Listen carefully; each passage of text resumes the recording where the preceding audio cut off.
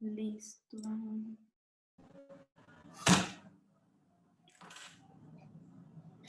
Repetir.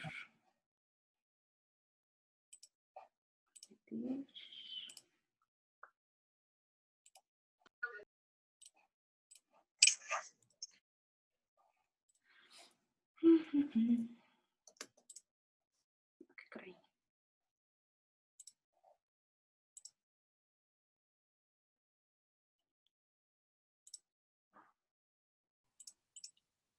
Ok, ¿dudas hasta ahorita sobre cómo fue desarrollándose hasta llegar a la pirámide clásica?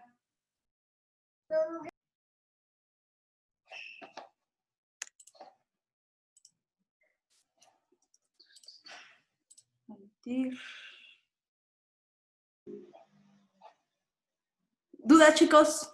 En lo que admito todos. Ninguna, maestra. Ok. Ok, creo que estamos todos. Bueno, no. Bueno, espero. Maestra. ¿Qué pasó?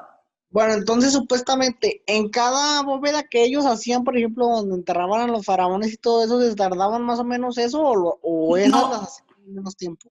En toda, no, en toda la pirámide se supone que se tardaron 20 años. No, sí, ¿O cómo? pero ya ve que, por ejemplo, cuando cada vez que se mueren hacen una en la que sí. enterraban nada más uno. Sí. ¿Cuál es tu pregunta? Ya no entendí. O sea, ¿se tardaban mucho en hacer esas o esas las hacían en menos tiempo y con menos material o qué? No sé si me entienda. No te entendí. ¿Alguien entendió? ¿Qué le di? O sea, ¿qué quiere decir? Que si, por ejemplo, cuando se moría alguien, hacían esas pirámides y se tardaban, digamos, los 20 años ya, pues, estando el señor muerto o algo así. O sea, que se moría y de volada hacían una, pero pues se tardaban un largo tiempo. O sea, que si era así... A ver si entendí. O sea, los faraones la mandaban a construir en vida, para cuando se murieran, ya tuvieran como su lugar para habitar. Okay. Ajá. Y no todos, o sea, en realidad, bueno, ahorita lo vamos a ver, que no todo el mundo hizo las pirámides. Después cambiaron otro sistema de enterramiento más comunitario. Ahorita lo vemos. Creo que ya estamos todos. Ok, bueno, entonces, ¿qué pasó? Y entonces, por ejemplo, las personas que no eran como importantes, que no eran faraones ni nada de eso, ¿ellos en dónde los enterraban o...? En el hostel. Ah, ok. Pero porque no eran importantes, ¿verdad? Qué triste. Ok. Listo. Creo que ahora sí estamos todos. Entonces, aquí yo creo que la gran proeza, vean, es que yo no entiendo cómo construyeron esto y que no se les cayera. O sea, porque aquí debió haber hiladas de piedra y lograron crear estos espacios interiores dentro de la piedra. O sea, la verdad es que yo no sé cómo lo construyeron. Pero y es la gran pregunta. Hay un chorro de documentales por si quieren verlos. Ok, bueno, pues ya acabamos con esto de las pirámides clásicas. Les digo de nuevo, las más famosas, Keops, Kefren y Miserinos. Cuando vayan a Egipto me mandan una postal. ¿Va? Y luego, esto, ¿se acuerdan que hablamos de periodos? El periodo antiguo, el medio y el nuevo. Todo esto de las pirámides, las mastabas y la pirámide escalonada pertenecieron solamente a la parte del periodo antiguo. Entonces, ya ven que vimos que después hubo invasiones, guerrillas, que se separaron, que se pelearon, no sé qué. Entonces ya no construyeron más este tipo de pirámides. Ay, perdón. Sino que cambiaron a este tipo de arquitectura funeraria en el Imperio Nuevo. Dijeron que necesitaban las pirámides, les digo que eran como muy saqueadas. Entonces cambiaron a otro tipo de enterramientos que se les conoce como los hipogeos. Los hipogeos eran como más modestos, ya no era esta forma que quería que todo el mundo viera, sino que hacían unos hoyos en la tierra, literal, escarbaban. Si se dan cuenta, creo que es una de las más grandes características de los egipcios, que hacían todo subterráneo. Entonces ellos aprovechaban como la ladera de una colina, de una elevación, y generaban estos enterramientos que escarbaban pues en el cerro, bueno, la ladera, y metían ahora sus muertos en este tipo de arquitectura, que pues eran cámaras, y aquí al final llegabas a donde estaba la cámara mortuoria, y pues eran como tipo galerías, ¿no? Encontrabas aquí toda la parte de las inscripciones jeroglíficas, esculturas, y aquí se cuenta que no solamente se enterraba al faraón, sino también a la corte. Entonces aquí eran como cámaras mortuorias comunitarias. Ya no solamente era el faraón solo, sino que se enterraba con toda su gente y todas sus pertenencias. Este fue el otro tipo, y lo hicieron así justamente para que no fuera tan notorio y evitar saqueos. De modo que pues no era tan fácil ya encontrarlos o verlos como eran las pirámides, que pues eran notorias a 1000 y 1000 kilómetros, ¿no? Entonces aquí ya usaban este tipo de enterramientos que conocemos como hipogeos. Los más famosos que tenemos es el templo de Hatshepsut, me cuesta, o el del Valle de los Reyes. Este es muy famoso, el del Valle de los Reyes, porque hay muchos enterramientos. O sea, si lo vemos como en planta, todo el enterramiento, hay muchas cámaras y se conectan. No saqué una imagen, pero estaría bueno buscarla. Entonces aquí hay muchísima gente enterrada, es como un panteón subterráneo enorme. Y vemos aquí el gran cambio en cuanto a la arquitectura. ¿Qué es la gran diferencia que ustedes pueden notar que pasamos de una pirámide escalonada a esto? ¿Cuál es el gran cambio? Que ya no tiene pico. Mira, puede ser. Bueno, sí, ya no es una pirámide, es otro tipo de construcción muy diferente. Pareciera hasta que es de otro periodo. ¿Habían visto este tipo cuando hablaban de Egipto, habían visto este tipo de referencias o no? No. No, es que exacto, como que cuando pensamos en Egipto solamente nos quedamos en la idea de las pirámides. Y no, o sea, eso solamente es del Imperio Antiguo, pero hay todo un desarrollo a lo largo del Imperio Medio y el Imperio Nuevo. Entonces, aquí la gran diferencia es este uso. ¿Se acuerdan de los dólmenes que vimos en la prehistoria? Que se requería una columna, otra columna y la parte del entablamento o de la trave. Pues aquí, esto supone un desarrollo tecnológico enorme. Si se dan cuenta en sus casas, seguramente está construido con este sistema. Entonces aquí empezamos a ver ese sistema de una columna, otra columna y el entablamento o la trave o la viga, que es este elemento que va a soportar el peso. Y esto creo que es el desarrollo de la arquitectura que vemos actualmente. Ellos empezaron a usarlo, se llaman construcciones adinteladas. ¿Y esto qué te permite? Te permite justo esto. Tienes un nivel, puedes poner un segundo piso, un tercer piso, y es lo que vamos a usar de aquí para adelante. Seguro que su casa está construida bajo este sistema. Entonces, empiezan a crear estos hipogeos ya con esta nueva forma de entender y hacer la arquitectura, y pues tenían estas escalinatas, pero en realidad hacían toda la construcción hacia abajo. Entonces, bueno, continuamos. Esta es una imagen de cómo se ve actualmente uno de esos hipogeos, cómo entrabas a esos grandes pasillos y llegabas pues a las cámaras mortuorias. Pero vean, o sea, todo lo adornaban con su forma pictórica, y es como nos vamos enterando de qué pasaba. Está muy bien documentado en realidad. Ok, y por último, en cuanto a la forma de enterramiento, lo más nuevo, ya casi para terminar la cultura de los egipcios, encontramos los espeos. Se parecen muchos a los hipogeos en realidad, pero ¿cuál es la diferencia? que aquí aprovechaban, aquí vemos un corte, esta debió ser una montaña, ellos aprovechaban también la montaña, pero ya no hacían como tal una excavación hacia abajo, sino solamente utilizaban la profundidad de la montaña y empezaban a hacer este tipo de cámaras.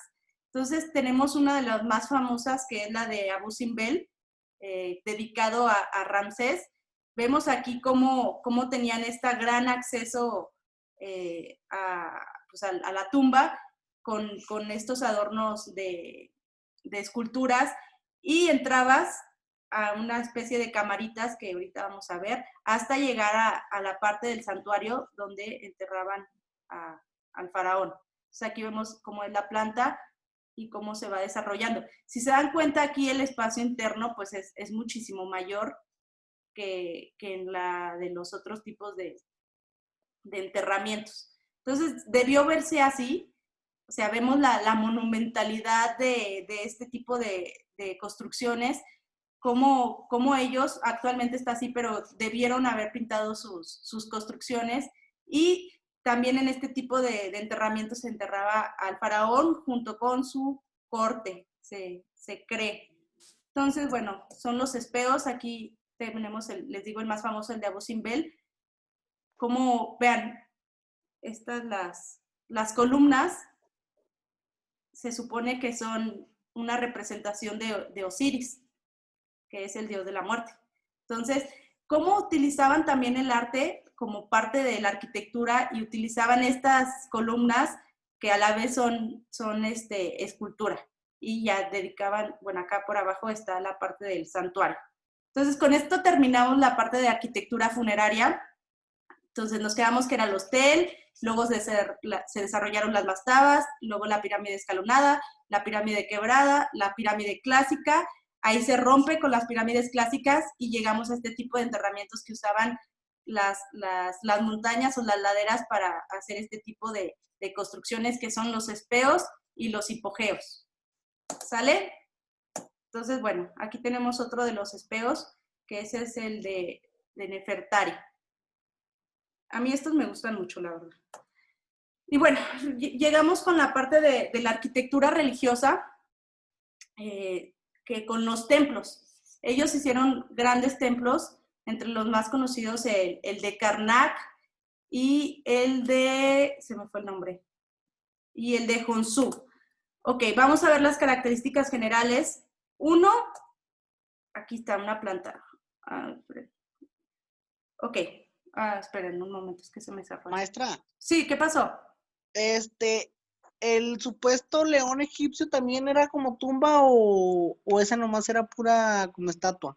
La esfinge. Tenía Eso. el cuerpo de león y la cara del faraón, que estaba justamente enfrente de las pirámides de Giza.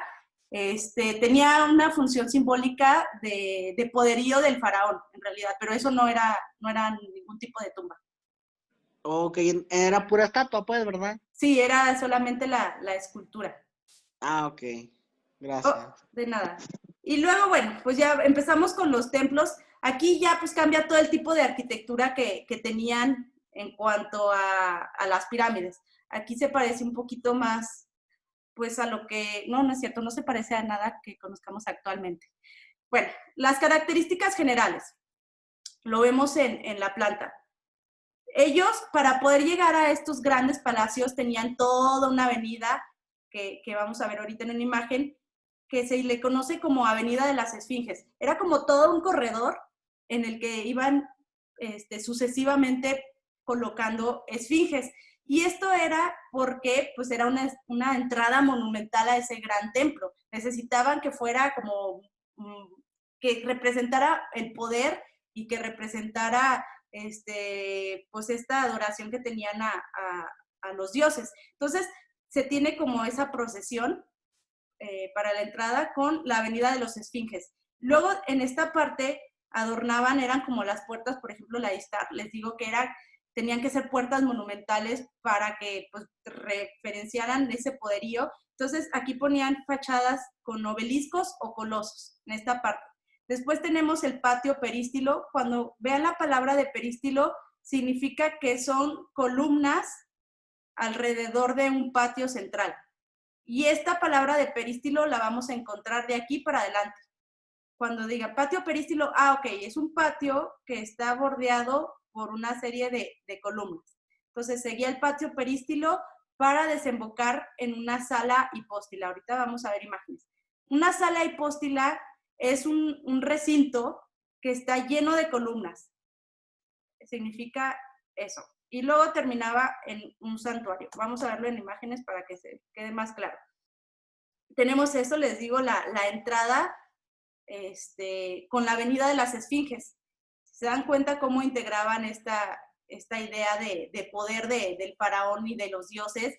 De modo que seguro si tú estás ahí, pues te sientes hasta intimidado, ¿no? O sea, de esta monumentalidad de las esculturas que sientes que hasta te ve, ¿no? Como que es una arquitectura que te controla, que te mira, que te hace sentir como chiquito respecto al conjunto, ¿no? O sea, seguramente vean la figura humana, estaría hasta aquí. Entonces, pues era esa idea de generar esta idea de que tú eres pequeño respecto a lo demás. Entonces tenemos esta entrada a la avenida, al templo de Karnak, con este punto de las avenidas de los Esfinges, que vamos a encontrar en varios templos. Y luego, miren, por ejemplo, aquí en el templo de Honsu, que eran estas figuras zoomorfas, que ya vimos que es como con forma de animal, que tú llegabas a partir de esta procesión y llegabas a esta gran puerta en la que te recibía el templo. Luego, aquí tenemos la parte 2, que es la fachada. La fachada tenía que ser monumental, tenía que representar, pues poder. Entonces, ¿qué hacían? Hacían toda esta serie de grabados, de relieves que debieron estar pintadas estas paredes, entonces debió de verse increíble, y ponían normalmente estos grandes obeliscos a la entrada que estaban dedicados o al dios o al faraón. Aquí ponían, hay algunas figuras de faraones o de los dioses que representaban. Y esta figura se va representando a lo largo del acceso al templo. Aquí vemos otra de las imágenes de cómo debió haber sido. Y llegamos a la parte del patio perístilo. Entramos ya y encontramos esta serie de columnas que bordean este patio central. Este patio perístilo lo vamos a ver, por ejemplo, han ido a cualquier construcción colonial, si se dan cuenta, hay un patio central y luego está bordeado por columnas. Eso significa que es un patio perístilo. Pero pues todo esto, si se dan cuenta, viene desde acá.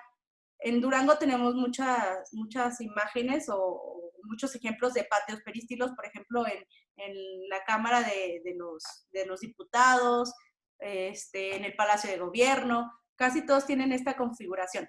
Entonces, aquí vemos que este es un gran cambio en cuanto a arquitectura porque habla de un espacio interior y un espacio exterior.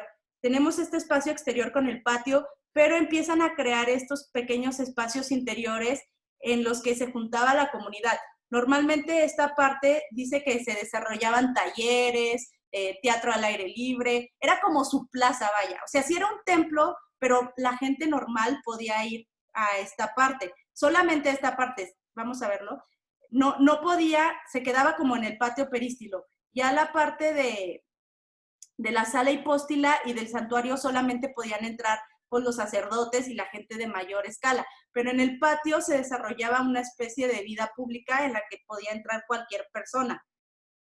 Era como su plaza, más o menos, su lugar de encuentro. Entonces, pues aquí se desarrollaba la vida pública de los egipcios. Aquí vemos otro ejemplo de este patio perístilo. Vemos cómo tenemos este gran patio y todos estos pasillos a cubierta. Luego llegamos a la sala hipóstila, que es lo que les decía. Es una sala, a mí me gustan mucho las salas hipóstilas. Seguramente estar ahí es como muy mágico porque es como estar en un bosque, pero de columnas. En este caso estaban grabadas y vemos que estaban como muy juntas,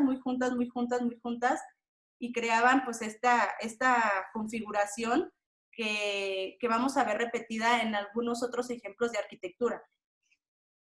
esto, la sala hipóstila. Y luego aquí, sí, dime. ¿Puede aceptar a Carlos Galvez, por favor? Ah, sí, Gracias. un momento. Carlos, ¿dudas con esto de la sala hipóstila? Tan padres, ¿verdad? Sí. ¿Qué Les voy- altura tenía aproximadamente? Te debo el dato. Qué buena Ah, pregunta. ok. Lo van a tener que hacer en su tarea. Y también van a hacer en su tarea, que no lo puse en esta presentación, hay un tipo de capitel. Cuando ustedes vean una columna, se compone como de 3 partes. El fuste, que es esta parte, fuste. Y luego el capitel, que es la parte que va a detener como el entablamento, que es esta parte. Y la parte de la base. Entonces, a lo largo de todas las culturas de la historia, los capiteles son como bien importantes porque representan al tipo de cultura que se está desarrollando. Entonces, su tarea va a ser, entre otras que les voy a poner, ver qué tipos de capiteles usaban en el Antiguo Egipto. Tienen esta forma como muy extraña, pero bueno, ustedes lo van a investigar. Entonces, bueno, tenemos la sala hipóstila, que aquí ya no entraba cualquier persona, solo era ya la parte como más ceremonial del templo, y entraban pues las personas más cercanas al faraón y los sacerdotes. Y no encontré una imagen de la parte del santuario, que era donde estaba seguramente una escultura del dios al que estaba dedicado, pero busqué y no encontré nada, entonces les debo esa imagen. Luego tenemos otro tipo de arquitectura que empieza aquí en Egipto también, que es la arquitectura conmemorativa, a partir de los obeliscos. Ellos construyeron este tipo de columnas en las que tenían como 2 usos. La primera era como una ofrenda a alguno de sus dioses. Esta, por ejemplo, es una ofrenda en honor al dios del sol, a Ra. Y se caracterizaba por también tener el fuste, que es la parte larga de la columna, y esta partecita del triángulo se llamaba el piramidión, que normalmente lo recubrían como con algún tipo de metal o con oro, de modo que si le daba el sol, pues esta cosa como que brillaba, ¿no? Entonces era la idea de generar este simbolismo del poder del dios sol, que a partir de esos brillos que generaba con el sol, pues daba la idea de que estabas frente a alguien, pues al dios, ¿no? A alguien muy importante. Y todo este tipo de inscripciones que se hacían en su lenguaje jeroglífico contaba como historias, ya lo habíamos visto. Cada vez que vemos como este tipo de desarrollos, te cuentan una historia, ya sea del emperador, del faraón que lo mandó a construir, de las batallas que ganó, y así, eran como la conmemoración al faraón y al dios. Entonces esto lo vamos a encontrar aquí con ellos. Se robaron estos obeliscos, que me parece que hay uno ahorita en San Pedro, en el Vaticano, pues fueron saqueados. Mucho de las cosas que hay aquí fueron saqueados por los diferentes estos países europeos. Y por último, ya para finalizar, tenemos la arquitectura doméstica. Tenemos estas casitas, se parecen mucho a las de Catalhuyuk y a las de Mesopotamia, todas como que tienen ese mismo desarrollo. También se hacían en adobe, obviamente como ellos tenían, aparte de piedra, tenían pues toda la arena que hay en el desierto, podían generar estos ladrillos, igual que en Mesopotamia, los ladrillos de adobe o de arcilla, y generaban con esto sus casas, que se parecen mucho. Vean, así hay calles, pero están como muy integradas, muy pegadas. Tenían también estos pequeños patios centrales. Aquí vemos, por ejemplo, un corte de cómo debió haber sido. Se caracterizaban por lo que les decía, se parece mucho a una casa actual. El sistema es a partir de muros que cargan una losa, tal cual nosotros lo conocemos. Entonces tenían su vestíbulo, su sala. Vean aquí, me llama mucho la atención, para guardar su despensa o sus objetos, creaban este tipo de de enterramientos, que recuerdan mucho pues a lo que ellos sabían hacer en la arquitectura funeraria, pero aquí tenían un uso pues completamente diferente, pero vean cómo sus conocimientos los retoman en su casa y hacen este tipo de enterramientos. Entonces debió haber sido así la construcción de estas personas. Entonces, por hoy así la vamos a dejar. Con esto acabamos la parte de la arquitectura en cuanto a Egipto. ¿Qué les voy a dejar hacer? Aquí empieza a haber un poco más de tarea. Van a elegir de cada uno de estos conceptos, van a hacer la representación de la mastaba, de todas las pirámides, y van a elegir alguno de los templos para hacer. Hay muchísimos, entonces pueden elegir cualquiera. Y van a dibujar el obelisco, y la casa no, la casa se las perdono, para que le pongan más interés a los otros. ¿Alguna duda? Por lo pronto no. Perfecto, pues entonces todo eso, más lo que se encargó ayer, lo reviso la próxima semana. Reviso normalmente los jueves. Ahorita les voy a mandar el cómo van, sus faltas y sus tareas. Yo creo que ya nos pusimos más o menos al corriente. Le cambié las faltas a quien me dijo que sí había ido. Y pues ya, ahorita les mando el récord. ¿Dudas de la clase? ¿Todo claro? Maestra, Sí. acerca de los exámenes, ¿cómo nos va a calificar o qué onda? Pues mira, yo hago normalmente un examen teórico. El semestre pasado no podía poner imágenes, entonces lo más seguro es que les ponga la imagen de una mastaba y les ponga, ¿qué tipo de arquitectura es esta? Es una mastaba. O sea, no me parece que vaya a ser muy difícil. No pregunto tantos datos así como de nombre del faraón 350 que mandó a construir, porque no llegamos a ese nivel de profundidad. O sea, aquí lo que quiero que conozcan son como las generalidades de la arquitectura y de la escultura, que conozcan como ciertos nombres pues la de Kefren, pues sí la deben de conocer, porque es muy importante. Pero yo creo que va a ser así con imágenes, y les voy a poner qué tipo de construcción es esta, o a qué se refiere, pero todo a base de imágenes. Y hago un ejercicio práctico. El semestre pasado les pedí que me grabaran un video de 5 o 6 minutos explicándome todo lo que vimos en la unidad. Y así. Entonces el examen lo valía en un 80% y el video lo valía en un 20%. Pero sí, dime. De que había mencionado al principio de las clases que igual y la actividad del barro la iba a considerar. Es que como no todos le hicieron, Ok. no les conviene que la considere.